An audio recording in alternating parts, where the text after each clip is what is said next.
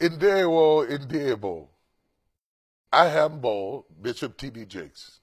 Anam na BBC News Igbo. To the Igbo people, I'm deeply delighted and grateful to have this opportunity to spend a few moments sharing with you. And learning more about you has been something that has fascinated me very much.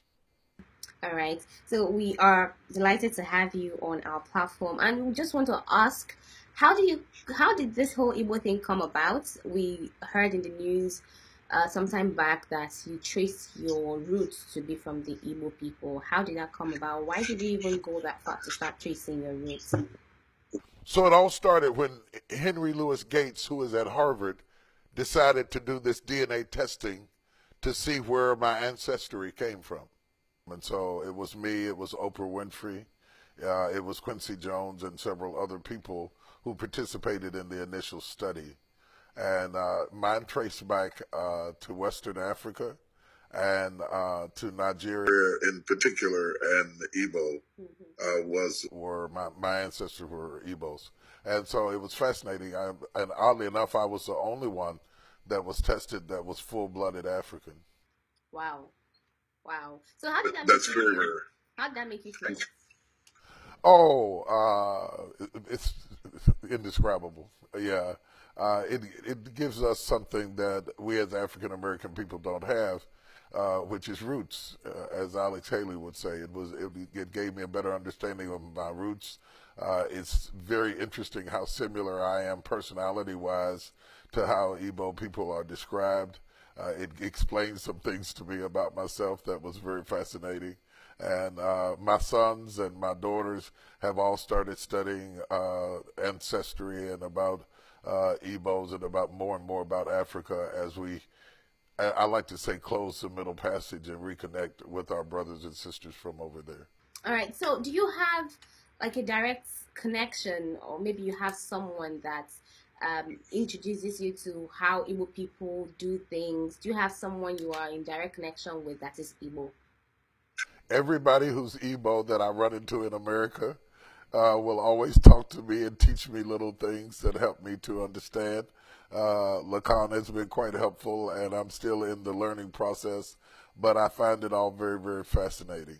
Great. So, what's the most fascinating thing you have seen about Igbo people? I know you have done deep research on them. So, what is it that you have found about Igbo people that you are happy about to be identified with them? Well, they're described as being hardworking and industrious, innovative, with a strong business acumen. I deeply relate to that. Uh, Upwardly mobile people, progressive in their thinking. It explained me to me. It's odd that I was never born there, and yet I see so many traces of that. I've always been entrepreneurial. I've always had a strong business acumen. I've always been aggressive in business as well as in faith. And though I'm more well known over there for the faith aspect of it, I own several companies. I've always had my own resources, and it just explained the way that I think to me. Okay, so did you finding out that you are Igbo have any effects on you as a person and the way you do things? Did it have like any impacts on you? Well, my great grandmother was born a slave. She died when I was 10 years old, and so our family stories had passed down from the moments the boat landed, and this just confirmed what our family story had verbally and in writing form been passed down to us as well. I think it gives you it.